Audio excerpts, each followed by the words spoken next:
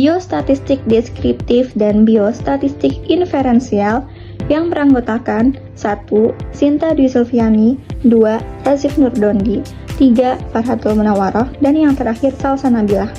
Pendahuluan, secara bahasa, kata statistik berasal dari bahasa Latin status yang berarti negara.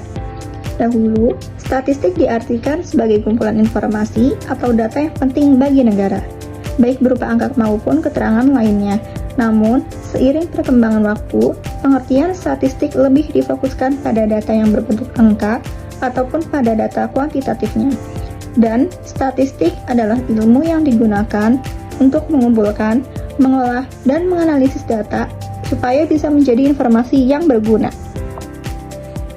Definisi biostatistik deskriptif. Statistik deskriptif adalah jenis statistik yang digunakan untuk menggambarkan dan meringkas data agar lebih mudah dipahami.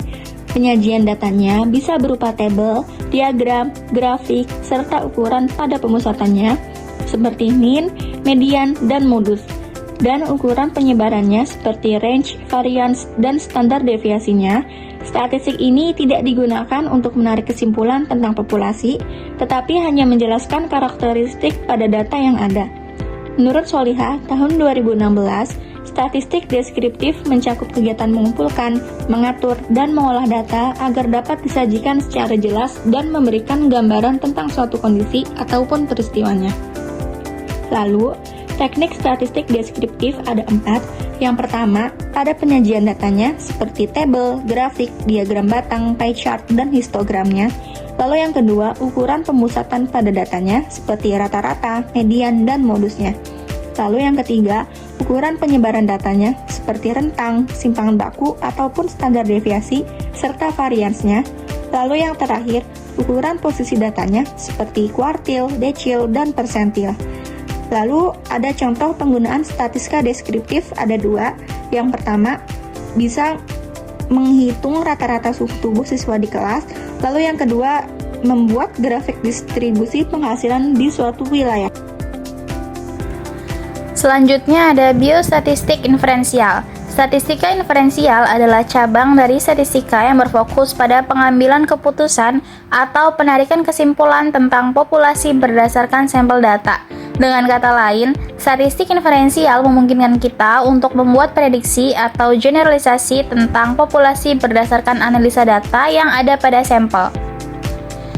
Lalu ada teknik statistik inferensial. Yang pertama ada uji hipotesis, yaitu menilai apakah suatu pernyataan tentang populasi benar berdasarkan sampel data. Misalnya uji T, uji Z, dan ANOVA. Nah, ANOVA ini yaitu Analysis of Variance. Selanjutnya ada estimasi parameter populasi yang memprediksi parameter populasi, misalnya rata-rata atau proporsi menggunakan statistik sampel. Lalu ada regresi dan korelasi, yaitu menganalisis hubungan antara dua variabel atau lebih dan bagaimana satu variabel dapat mempengaruhi variabel lainnya. Di sini juga ada contoh penggunaan statistik inferensial. Yang pertama, yaitu menyimpulkan bahwa rata-rata penghasilan di suatu kota lebih tinggi dari kota lain berdasarkan sampel yang diambil. Yang kedua, ada memprediksi hasil ujian mahasiswa berdasarkan jam belajar yang dilakukan. Selanjutnya ada perbedaan statistika deskriptif dan juga inferensial. Yang pertama, ada statistika deskriptif ini digunakan untuk menggambarkan dan meringkas data agar mudah dipahami. Hanya menjelaskan karakteristik data yang ada tanpa membuat kesimpulan terhadap populasi. Contohnya, menghitung rata-rata suhu tubuh siswa di kelas. Sedangkan statistika inferensial digunakan untuk menarik kesimpulan atau membuat generalisasi tentang populasi berdasarkan sampel.